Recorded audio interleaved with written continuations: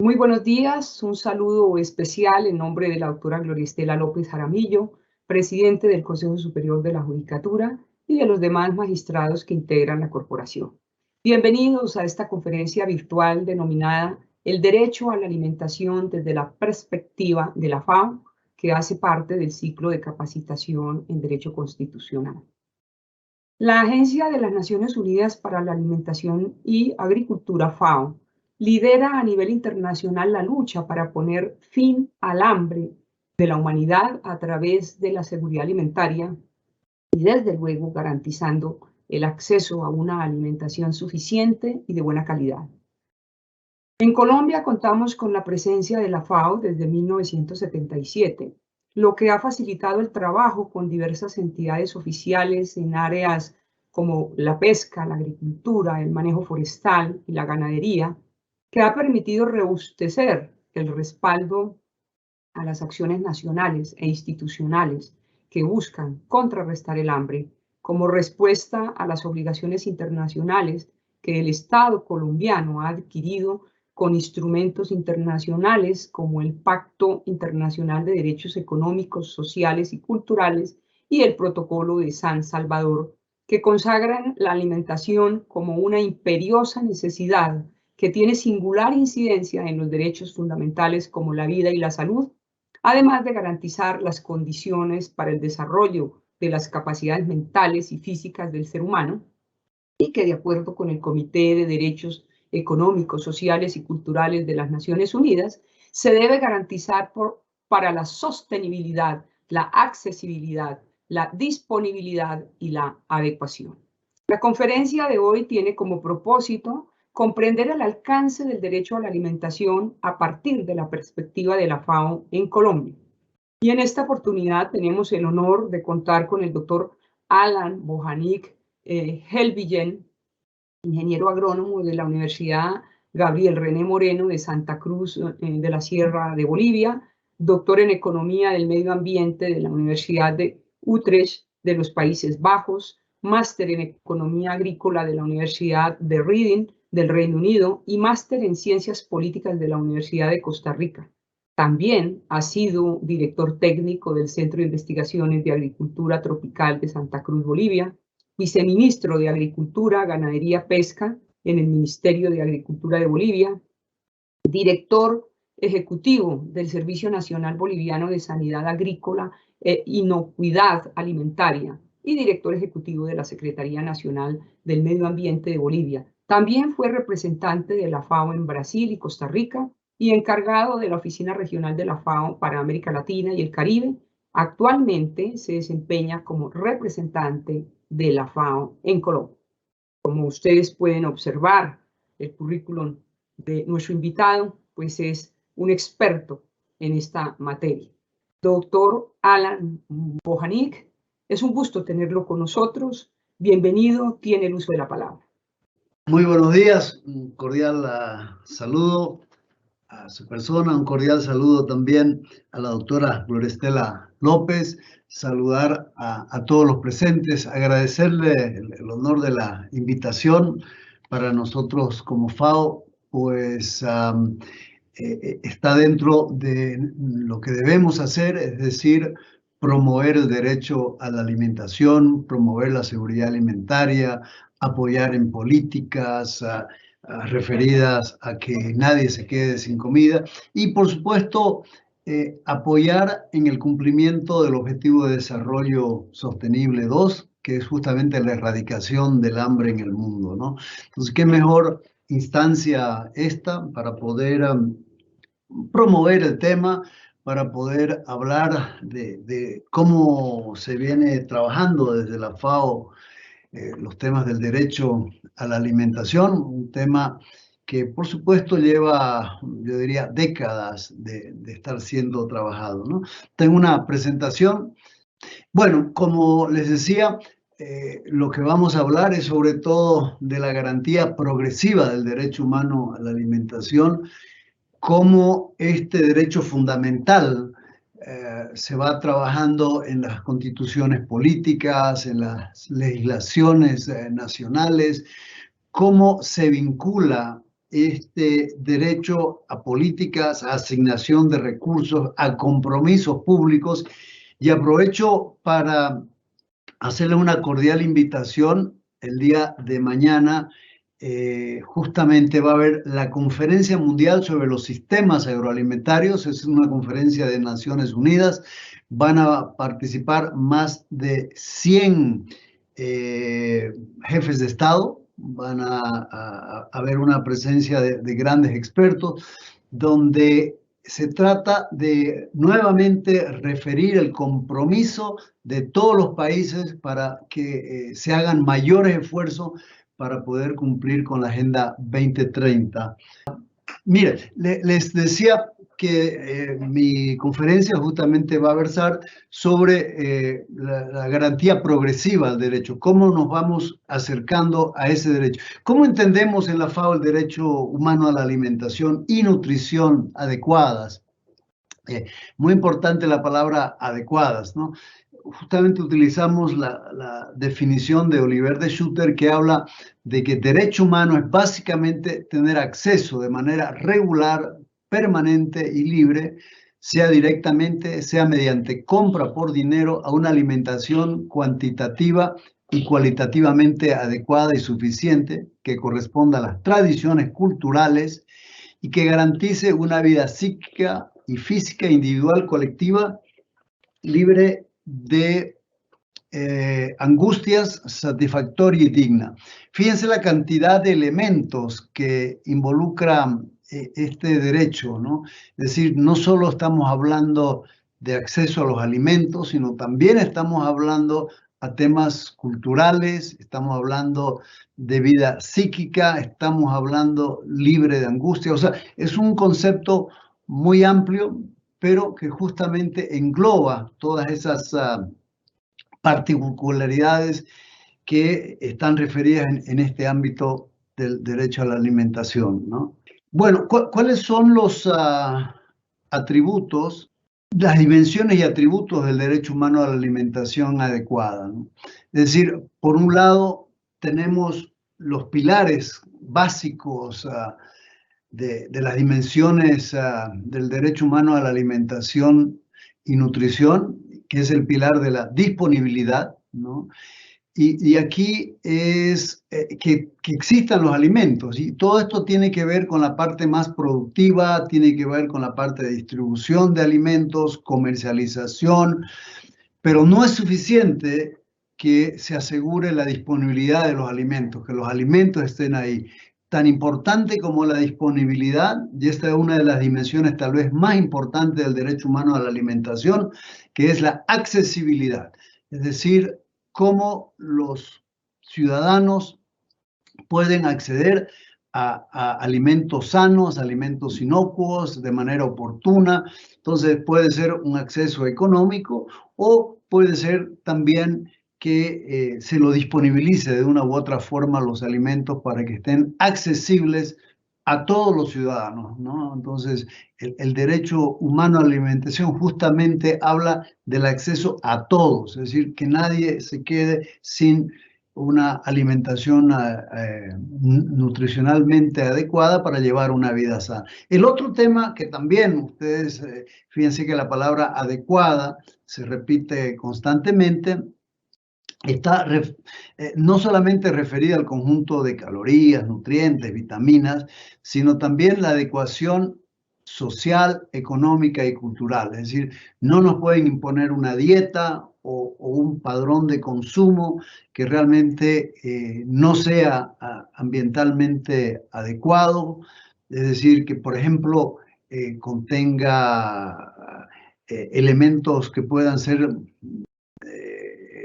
tóxicos para la salud o que no se adecue con la forma de alimentación de esa región, de esa comunidad. No es lo mismo una dieta en el Caribe que una dieta en la parte andina. Entonces, los temas de adecuación cultural, ambiental, es fundamental, ¿no? Y finalmente, uno de los pilares más importantes del derecho a la alimentación es la sostenibilidad.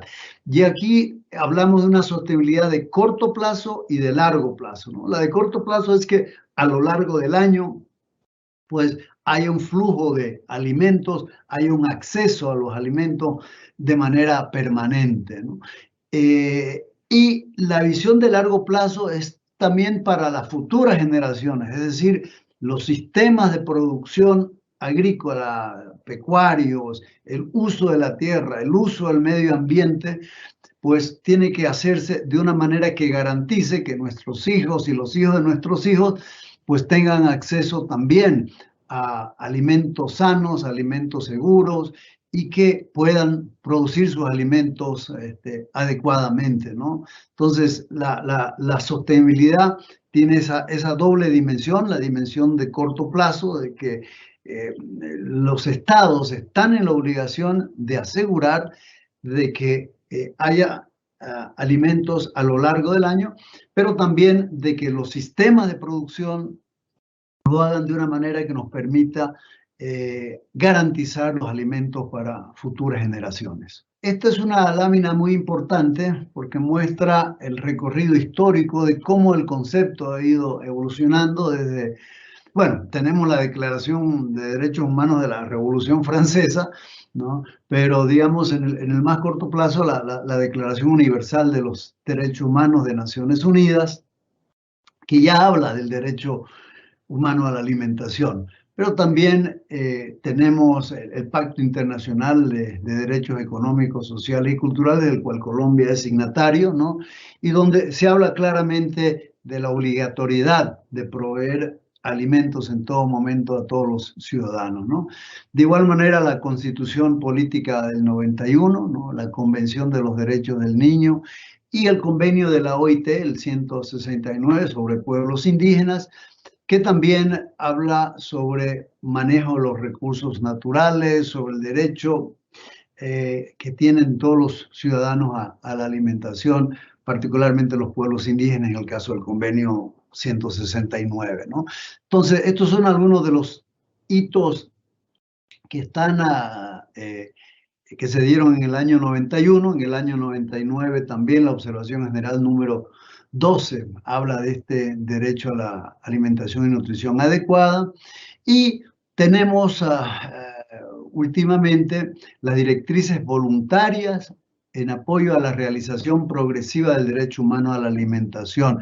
Voy a referirme en breve a estas directrices voluntarias, que son unas directrices que la FAO ha servido de catalizador, son directrices para los países, de los países, pero nosotros hemos actuado como Secretaría Técnica para promover que muchos países puedan utilizarlas como orientación para garantizar el derecho humano a la alimentación.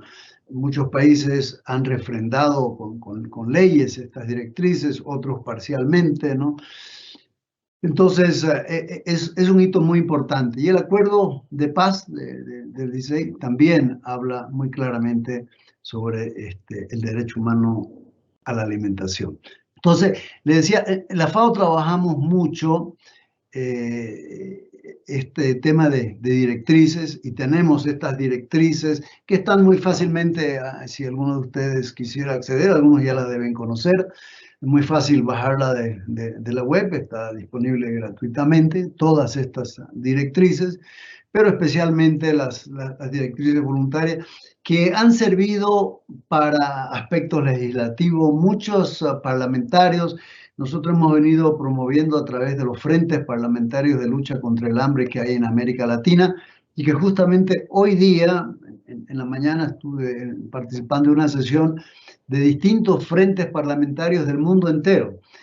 Habían frentes parlamentarios del África, de Asia, de Europa, donde todos ellos se referían a los esfuerzos que hacen por legislar en materia de alimentación, seguridad alimentaria, seguridad nutricional, ¿no?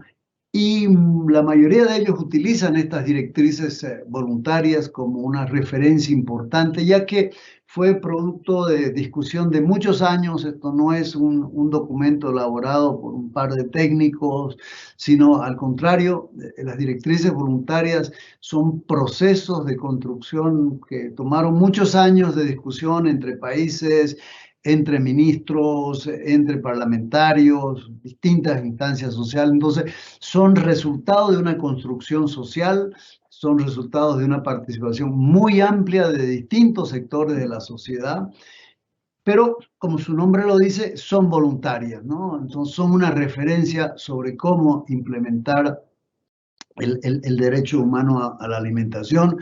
La otra que ven en pantalla es sobre las directrices voluntarias, sobre la gobernanza responsable de la tenencia de la tierra, la pesca, los bosques, en el contexto de la seguridad alimentaria.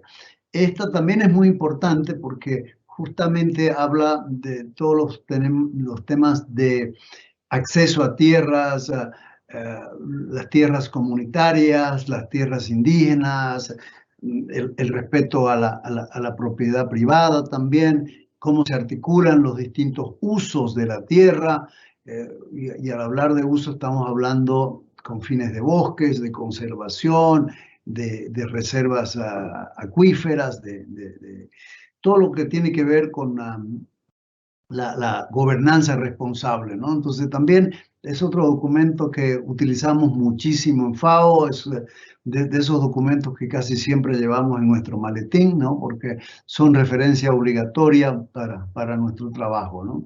Y también tenemos más recientemente las directrices voluntarias sobre los sistemas alimentarios y la nutrición, documento que también va a ser ampliamente discutido en el evento de mañana, esta cumbre mundial que va a haber mañana.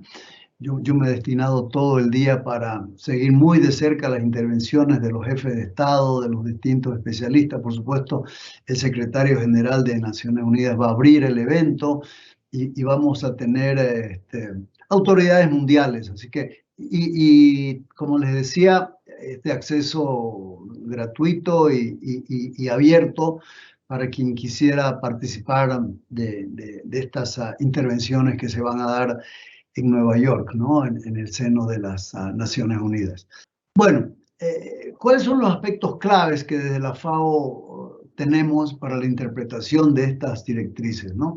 Ya lo había dicho, no son vinculantes, pero están fundamentadas sobre los instrumentos que sí son vinculantes, ¿no? Es decir, y hay muchos países que lo han adoptado como vinculantes, ¿no? Eso es totalmente opcional a los países. Deben ser aplicadas de buena fe, bajo el marco de los principios de los derechos humanos y las obligaciones estatales. Pueden ser usados como un punto de referencia que orienta las políticas públicas a nivel nacional. Entonces, les decía, una de las importancias que tienen estas directrices es el servir de referencia para los aspectos legislativos, de políticas, ¿no? Es por eso que nosotros constantemente estamos promoviéndola, tratando de aclarar, complementar. Por supuesto, cada país tiene sus particularidades, inclusive regiones tienen sus particularidades, y ahí es donde vienen los temas de adecuación, los temas de tomar en cuenta, por supuesto, el marco jurídico vigente en el país, ¿no? El tipo de medidas legislativas que hubiesen, ¿no? Entonces, las directrices voluntarias son una herramienta para el monitoreo de la acción estatal de parte de las organizaciones de la sociedad civil, ¿no? Yo subrayaría sociedad civil. Son instrumentos que la sociedad civil permanentemente, las distintas instancias, pueblos indígenas, campesinos, los voceros de todas estas organizaciones, utilizan frecuentemente justamente para demandar sus derechos, ¿no? En función de todo aquello que pudiese haber sido legislado y haberse convertido en cuerpo de ley de los distintos estados, ¿no? ¿Por qué es importante reconocer el derecho humano a la alimentación en Colombia o en cualquier país, ¿no? Porque el DANA, eso quiere decir Derecho Humano a la Alimentación y Nutrición Adecuada, ¿no? La vulneración sistemática obedece a contextos históricos marcados por la violencia, los conflictos, la discriminación de grupos específicos de población.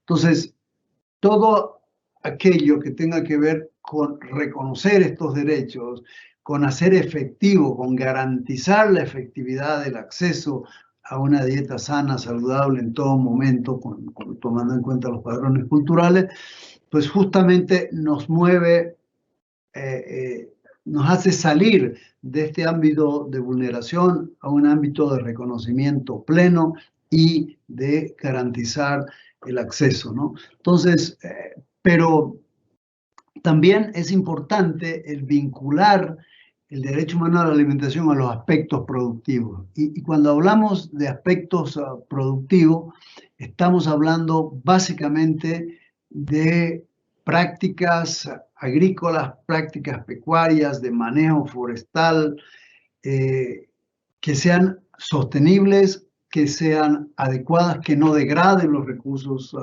naturales y que fundamentalmente garanticen la producción ad perpetuum de los alimentos para las generaciones futuras. Entonces, el tema de sostenibilidad ambiental, pues es crucial, y el cómo hacer esa producción sostenible, hacer la agricultura colombiana una actividad totalmente sostenible, es parte de ese desafío. Entonces, no se puede desvincular solamente la parte de acceso a la alimentación, sino vemos todo lo que tiene que ver con los modelos agroproductivos, ¿no?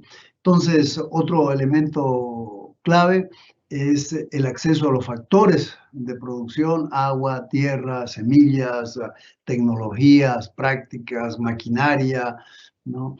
Para que también los productores puedan ejercer ese derecho. O sea, que el derecho no es únicamente un ciudadano diciendo a mí me tienen que alimentar, no, al contrario. Esto tiene que ver con las capacidades de las personas y también con las capacidades productivas. Lo que sí, de lo que se trata es de que el Estado provea los medios para poder hacer efectivo una producción sostenible de alimentos, ¿no? Entonces, y esto nos lleva al último punto de la lámina, que es la necesidad de una adecuada participación de la sociedad civil organizada, ¿no? Aquí está puesto más como en negativo, pero la idea es justamente en función de que muchas veces no ha habido una adecuada participación, garanticemos esa participación de los distintos sectores de la sociedad frente a las políticas alimentarias nacional como territorial. Entonces, continuando con otros elementos adicionales, están los procesos extractivos en las condiciones de vida, ¿no? Y hoy por hoy, el gran tema que nos preocupa a todos los que estamos involucrados en la producción de alimentos es el cambio climático. ¿Por qué? Porque el cambio climático pone en riesgo la sostenibilidad de la producción agropecuaria. Al haber eventos climáticos extremos, pues se destruyen grandes áreas de cultivo, se hace una agricultura mucho más vulnerable, se hace una agricultura que está comprometiendo la capacidad productiva y reproductiva de animales, de alimentos. Entonces, el tema del cambio climático y su tratamiento también tiene que verse en esta perspectiva del derecho humano a la alimentación, habida cuenta de los riesgos que implica para que nos alimentemos de una manera adecuada, ¿no? Entonces, otro tema importante es que la alimentación, por supuesto, no es solo un consumo de una cantidad de alimentos, sino estamos hablando principalmente calidad. Es decir, que todo ser humano tiene derecho a una nutrición suficiente en calorías, carbohidratos, proteínas, vitaminas, y muy importante, algo que por lo generalmente se olvida, son los minerales, ¿no? Entonces, zinc, manganeso, etcétera. Entonces, el cómo aseguramos que en las dietas se contemplen todos los elementos que permiten a un ser humano pues cumplir con estos requerimientos nutricionales. Entonces, la visión nutricional muchas veces es olvidada y por ejemplo, en alimentación escolar es fundamental de que los nutricionistas estén presentes haciendo evaluaciones de qué tipo de alimentos se le está dando a los niños, qué tipo de nutrientes están ingiriendo y principalmente qué faltan para justamente poder hacer las suplementaciones nutricionales. Entonces, el tema de la alimentación nunca puede estar separada de la palabra nutrición. Por eso siempre nosotros en FAO hablamos de seguridad alimentaria y nutricional, ¿no? La palabra N va pegada a la A, porque no es solo alimentación, sino es nutrición, y nutrición básicamente quiere decir eso, una dieta completa. Y hablando de dieta completa, el tema del ejercicio físico, el evitar el sedentarismo, también es parte de una buena alimentación. Es parte de una buena dieta el que las personas mínimamente hagan ejercicio 3 veces por semana. Estoy hablando el mínimo minimorum, ¿no? 3 veces por semana, una media hora, ¿no? Ese es para llevar una vida sana. Obviamente lo más recomendable es poder hacer hasta 1 hora de ejercicio por día para poder cumplir con el requisito, pero la dimensión mínima que tenemos es media hora 3 veces por semana. Entonces, aquellos que no lo están haciendo y me están escuchando, pues los invito a hacer, porque eso es gratis. Hacer ejercicio ni siquiera requiere de un nutricionista, ¿no? Entonces, también les había hablado que el derecho humano contempla los aspectos culturales, contempla hasta las dimensiones espirituales, simbólicas. El comer bien no es solo una actividad de llenarse la barriga de nutrientes, es también una forma de convivencia, es también un espacio para hablar con la familia, es un espacio para relajarse, es un espacio para satisfacer las necesidades espirituales y de convivencia que tenemos con los demás seres humanos. Entonces, esta es una dimensión que pocas veces se habla, muchas veces estamos muy focalizados en el tema alimentos, pero también el cómo ingiere uno los alimentos, el tiempo que uno se tome, por lo menos en determinadas ocasiones en el día uno debe parar y pensar en qué está comiendo, por qué está comiendo eso. Entonces, el ser consciente de una buena alimentación y esa dimensión simbólica es también otro de los elementos claves que, como digo, muy pocas veces se habla, pero está dentro de lo que en FAO consideramos una buena alimentación, ¿no? Entonces, aquí simplemente algunos datos de inseguridad alimentaria, ¿no? De las encuestas nutricionales. Fíjense que, por ejemplo, en pueblos indígenas es muy alto, en hogares afrodescendientes y en muchas poblaciones de niños. He puesto estos datos ahí porque justamente la idea es cómo, si queremos avanzar en este avance progresivo para garantizar el derecho humano a la alimentación, pues tenemos que pensar en estos grupos vulnerables, en estos grupos que son donde las necesidades nutricionales son mayores y donde los déficits nutricionales son mayores, ¿no? Entonces, ¿cuáles son los retos para esta garantía del derecho humano a la alimentación y nutrición adecuada, ¿no? Entonces, por un lado, el asegurar que esté presente en todos los planes nacionales, en el Plan Nacional de Desarrollo, en los planes departamentales, el cómo hacemos permear a todo tipo de planificación que es un deber de los alcaldes municipales, gobernadores y todas las autoridades que tienen que ver con gestión pública, el tener presente este derecho, ¿no? Que no es simplemente hablar de desarrollo, ya que esto está en la base del desarrollo, está el derecho humano a la alimentación. Entonces, el colocarlo esto como una prioridad, el asignarle los recursos, es parte de lo que los ciudadanos también deben exigir de sus gobernantes. Ahora que nos acercamos a un periodo electoral, es muy importante que la sociedad civil demande de los candidatos, ¿no? Que se tenga muy presente este derecho humano a la alimentación. Entonces, transitar de un enfoque basado en derechos humanos con roles, responsabilidades, es lo que nosotros estamos promoviendo, ¿no? Tener instancias rectoras, y tenemos, por ejemplo, aquí los ejemplos de los COMPES, donde se menciona claramente los objetivos de desarrollo sostenible como un derecho humano a la alimentación, ¿no? También son otros de los retos, el cambio hacia sistemas alimentarios saludables, justos, resilientes, el respeto y protección real a la agricultura familiar.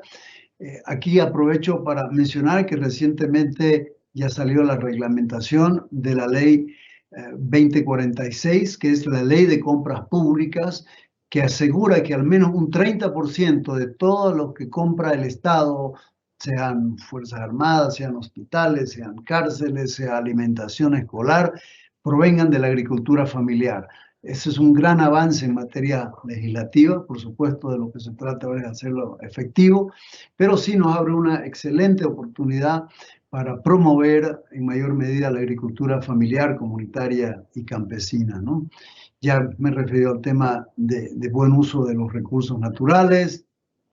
También me he referido al enfoque soberanía y autonomías alimentarias, es decir, el derecho que se tienen de escoger una dieta basada en padrones culturales, en productos de la zona, en rescate del conocimiento ancestral sobre productos.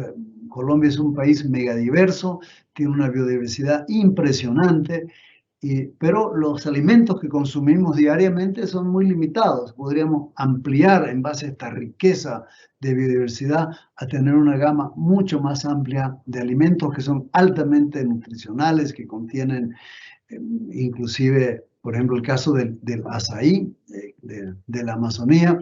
Es un cultivo nutrigénico que tiene propiedades contra el envejecimiento y tiene muchos otros nutrientes de altísima calidad, ¿no? Entonces, el enfoque es poner en el centro a las comunidades para que sean parte de estas políticas públicas con un enfoque de derecho humano a la alimentación y nutrición. Bueno, aquí también voy muy rápido el tema del rol de la mujer como protectora, conocedora, el tema de políticas públicas para tomar en cuenta que la alimentación no es solo nutrición, es también territorio, es cosmogonía, es espiritualidad, es esa visión amplia que va mucho más allá de llenar la barriga, como ya lo he dicho anteriormente, ¿no? El tema de los grupos étnicos, ese es su papel que tienen en la alimentación. Y también, cuando hablamos de alimentación, pensemos en los bosques como fuentes de alimentos, pensemos en los recursos hidrológicos como fuentes de alimentos. Es decir, que nuestra visión tiene que ampliarse a los distintos aspectos para llevar una nutrición adecuada. Entonces, nosotros aquí en Colombia, como fue muy bien dicho, estamos del año 77, ¿no? Y uno de nuestros temas centrales ha sido el fortalecimiento de capacidades para asegurar este derecho, el promoverlo, ¿no? El tener en el ámbito de las políticas públicas, sean nacionales o territoriales, dar ese acompañamiento técnico, hablar de las dificultades también, los temas de sostenibilidad, los temas de promover la agroecología, la producción de alimentos, el papel de la mujer, el papel del joven, el papel de los pueblos indígenas. Entonces, nuestro rol como Organización de las Naciones Unidas especializada en temas de agricultura y alimentación es apoyar muchos de estos temas, pero como les decía, siempre teniendo presente ese enfoque de derecho humano, ¿no? Que es mucho más de simplemente decir, bueno, vamos a hacer esta y estas cosas, sino a partir de que los ciudadanos tienen esos derechos, el promover esos derechos, ¿no? Entonces, ya manera de concluir, antes de entrar en la fase de preguntas y respuestas, veamos si esta vez podemos ver este video.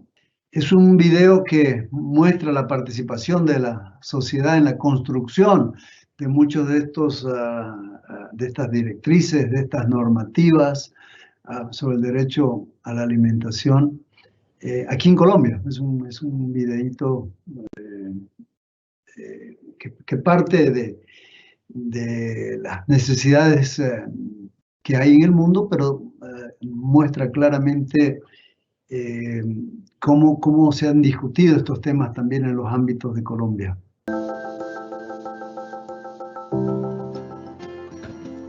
Enough food is produced to feed everyone, but almost 800 million people currently suffer from chronic hunger. The right to adequate food is a human right. It is also a legal obligation under international law. The world is producing enough food to feed everyone. It's often a question of access, and this is where our work comes in.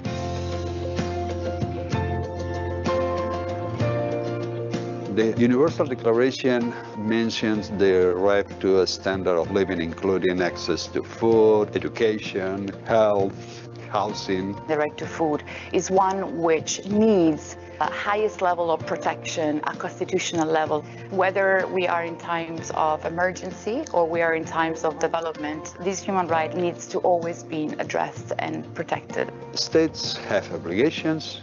They solve the problems through policies, and policies can be improved adopting a right to food approach.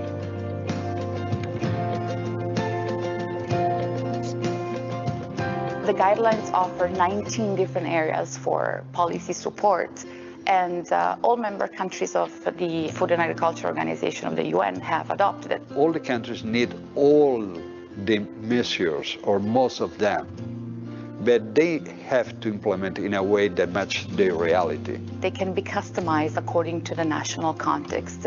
And this is the power of this tool, is that it can be used by many different actors and many different countries.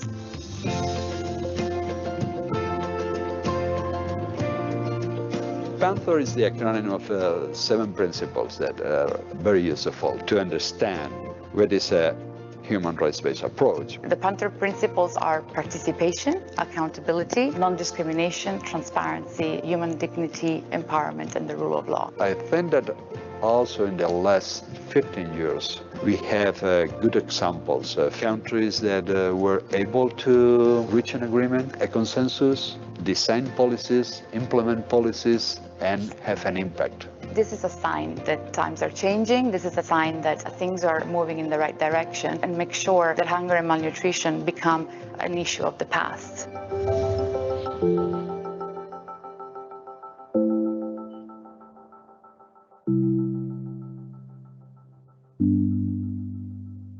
Hay un otro video, pero creo que el tiempo ya no nos daría.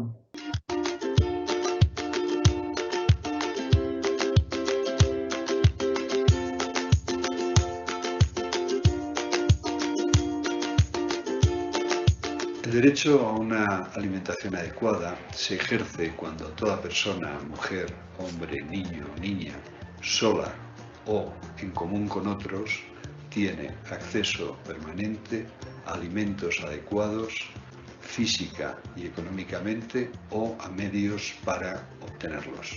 En Colombia, la Constitución reconoce el derecho a la alimentación como un derecho fundamental únicamente para niños y niñas, sin extenderse al resto de la población. Este derecho tiene implicaciones en la alimentación y también en la dignidad humana. Aún así, según la Encuesta Nacional de Situación Nutricional de 2015, 1 de cada 10 niños en Colombia padece de desnutrición crónica o retraso en talla, y el 54.2% de los hogares presentan inseguridad alimentaria.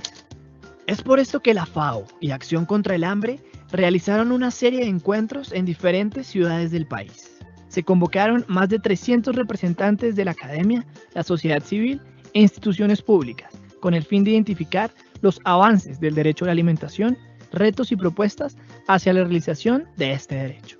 El acceso a la tierra por parte de la población que produce los alimentos es un problema.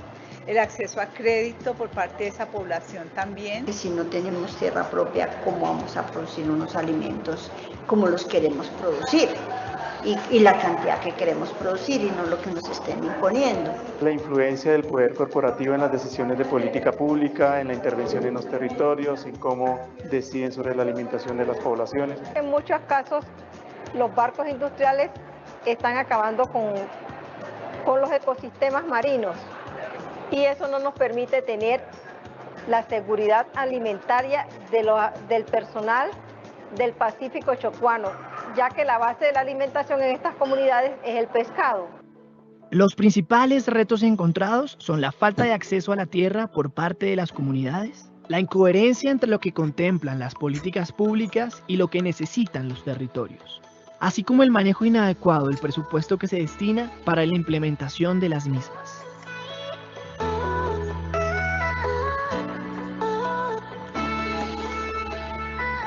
Dentro de los encuentros, los representantes de la sociedad civil, la academia y las instituciones públicas reconocieron avances hacia la realización del derecho a la alimentación.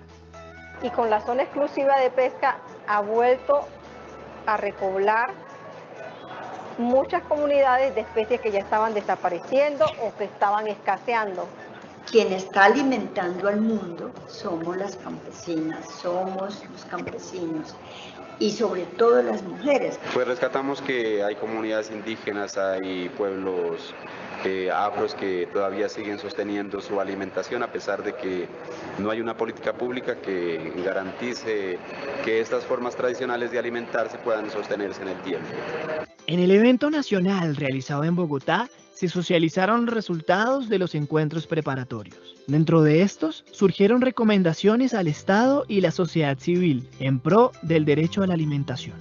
Es clave para hacerlo, para materializarlo, para lograr el impacto que requerimos, el enfoque diferencial, reconocer la diversidad.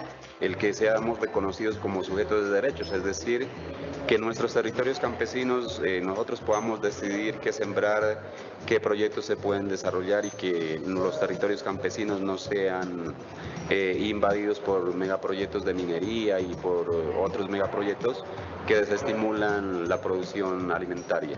Y a través de la participación o el empoderamiento de las comunidades, creo que es mucho más efectivo el control sobre las políticas públicas, que de alguna manera contribuiría a ese primer problema, que es el problema de la corrupción. Esas oportunidades están afincadas en la esperanza de que en verdad hay una implementación participativa de los acuerdos de paz, particularmente del punto número 1, en donde pues, se acordó la puesta en marcha de un sistema para la garantía progresiva del derecho a la alimentación. Al término de las actividades, se presentaron las consideraciones finales, logradas en conjunto entre los participantes. Se resaltó la necesidad de articular lo nacional y lo territorial y de reconstruir el tejido social como herramienta para tener intervenciones exitosas.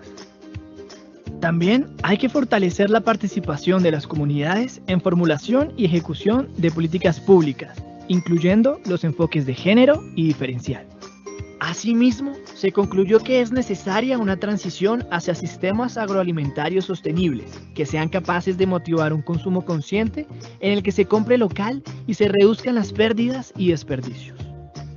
Para lograr la realización del derecho a alimentarnos, seguiremos trabajando en la eliminación del hambre y la malnutrición. Hemos encontrado en la participación de las comunidades y el reconocimiento a mujeres, campesinos y grupos étnicos un mecanismo irreversible que nos conduce al desarrollo integral y sostenible que soñamos. Por ello, trabajar juntos entre actores locales y nacionales es una decisión de país para no dejar a nadie atrás.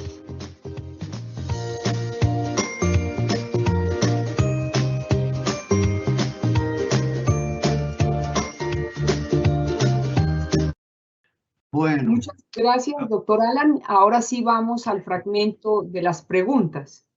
Doctor Alan, ¿cuáles han sido los aportes del Poder Judicial colombiano para el reconocimiento y protección del derecho a la alimentación? Han sido muchos. Hay una tradición, diría, de parte del Poder Judicial el apoyar varias iniciativas. Y, por ejemplo, aquí tengo una lista de algunas de estas, por ejemplo, la sentencia T025 de 2004, que reconoce el derecho en la población desplazada, una sentencia muy importante. Después tenemos, por ejemplo, la sentencia T-325/17 sobre el derecho al agua en comunidades, que realiza una conexión con el derecho como alimento y elemento fundamental para la garantía, ¿no?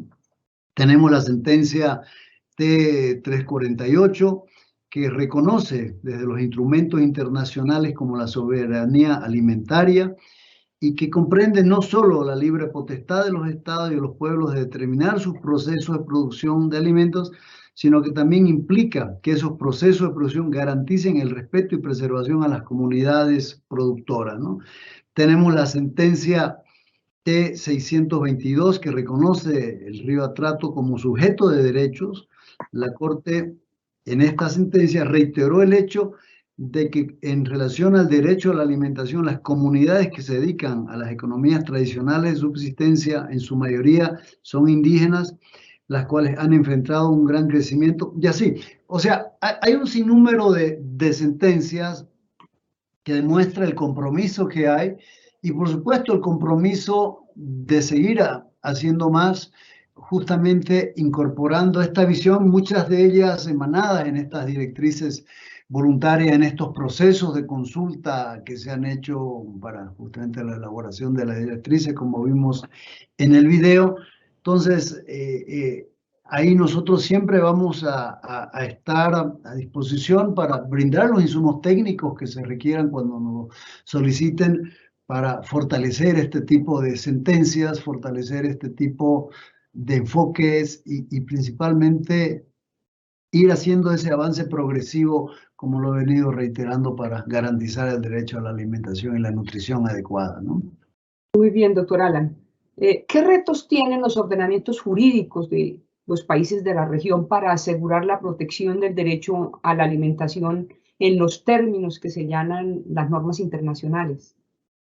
Muy importante la pregunta porque, digamos, por un lado, tenemos ciertos instrumentos jurídicos, tenemos hasta constituciones que explicitan muy claramente el derecho humano a la alimentación, pero sabemos que hay brechas todavía, sabemos que hay grupos rezagados, mismo en Colombia, en otros países.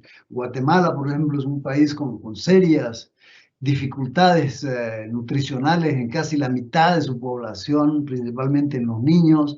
Haití, peor, y así podemos nombrar una gran cantidad de países donde aún queda mucho por hacer para que podamos decir que la población, inclusive fíjense en Estados Unidos, hay porcentajes que uno no podría creer de personas en estado de subalimentación, que no ha llevado una buena alimentación, más del 10%, estoy hablando de Estados Unidos. Para dar un ejemplo, podríamos usar también algunos países europeos.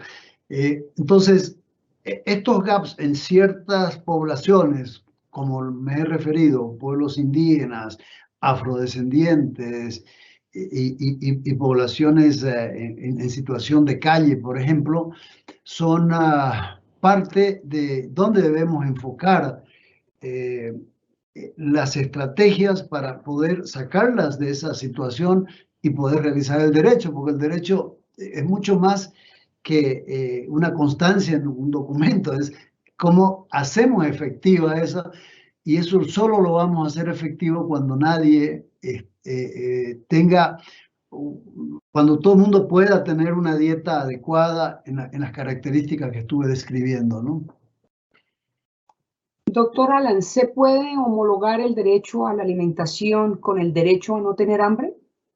No, son dos conceptos distintos que inclusive están especificados en el Pacto Internacional de Derechos Económicos, del cual Colombia es signatario, porque una cosa es el derecho a no tener hambre y otra cosa es el derecho a una alimentación adecuada. Por eso es que decía, subrayamos siempre la palabra adecuada, porque eso implica los temas nutricionales, los temas de ambiente. Por ejemplo, en cuanto a alimentación escolar, no es lo mismo que hay un ambiente adecuado para que los niños consuman sus alimentos en la escuela que simplemente darles la comida en el patio. Hace un mundo de diferencia. Entonces, cuando hablamos de derecho a la alimentación, estamos hablando de ambiente, estamos hablando de ejercicio, estamos hablando de una dieta completa y estamos hablando de garantizar el año entero, ¿no?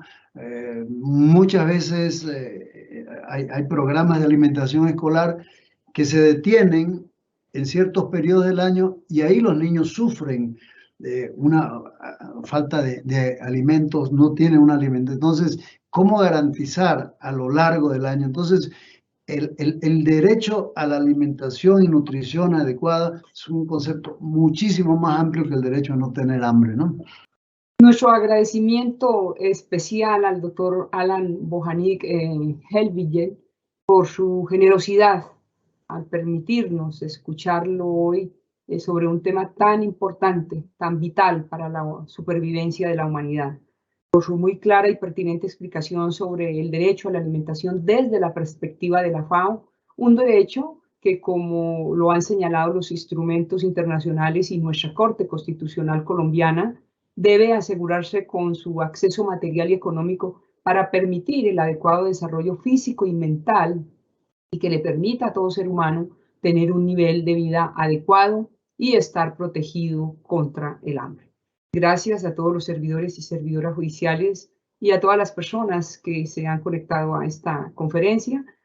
Y a propósito del tema de hoy, tan claramente explicado por nuestro invitado internacional, nos despedimos con una frase del Comité de Derechos Económicos, Sociales y Culturales en su comentario general número 12.